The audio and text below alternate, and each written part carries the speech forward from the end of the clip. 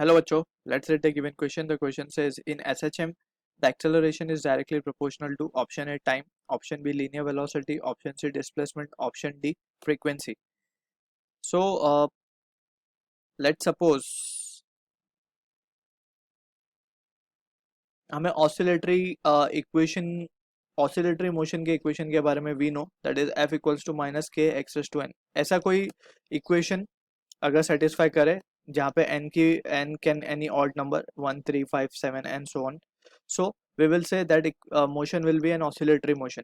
अगर n की value को हम 1 रख दें so that will represent what, n simple harmonic motion. अगर n की वैल्यू हमने 1 रख दी so that will represent simple harmonic case, that is simple harmonic motion हम उसे कहते हैं, दैट विल बी माइनस के एक्स. अब यहाँ पे f जो है that is the force which is bringing और विच जो बॉडी को मीन पोजीशन की तरफ वापस लाती है, तो उस फोर्स को हम F लिख रहे हैं यहाँ पे. And X is the displacement of the particle. जब भी पार्टिकल मीन पोजीशन से डिस्प्लेस किया जाता है लेट्स से टुवर्ड्स राइट, सो ये फोर्स लगती है टुवर्ड्स लेफ्ट. अगर हम इसे डिस्प्लेस करते हैं टुवर्ड्स लेफ्ट तो ये फोर्स लगती है टुवर्ड्स राइट. तो it this force always act towards the mean position, ठीक है ना. So and we can clearly see के डिस्प्लेसमेंट से इसका डायरेक्शन हमेशा उल्टा होता है. If we are displacing it towards right तो फोर्स लेफ्ट है, if we are displacing it towards left तो फोर्स टुवर्ड्स राइट है. सो इसीलिए हम यहाँ पे एक नेगेटिव साइन शो करते हैं. सो this is what the general discussion for SHM is.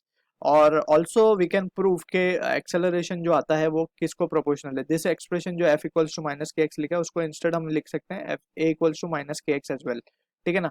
यहाँ पे एक्चुअली क्या हो रहा है, बेसिकली वी कैन इंस्टेड इस तरीके से लिखा जा सकता है f is a is proportional to minus X. ठीक, अगर कोई इक्वेशन ये सेटिस्फाई कर दे तो वो SHM होती है. और अगर ये इक्वेशन या ये दोनों में से कोई भी एक इक्वेशन अगर सेटिस्फाई नहीं हो, दोनों ही इक्वेशन वैसे तो सेम है, अगर सेटिस्फाई हो जाए तो that motion will B SHM, अगर नहीं होते तो SHM वो नहीं होते, वो मोशन SHM नहीं होता. ठीक, सो अब हम इसको प्रूफ करने की कोशिश करते हैं. So we have already studied जो डिस्प्लेसमेंट इक्वेशन होता है पार्टिकल का in SHM, that is given by the formula a sin omega t.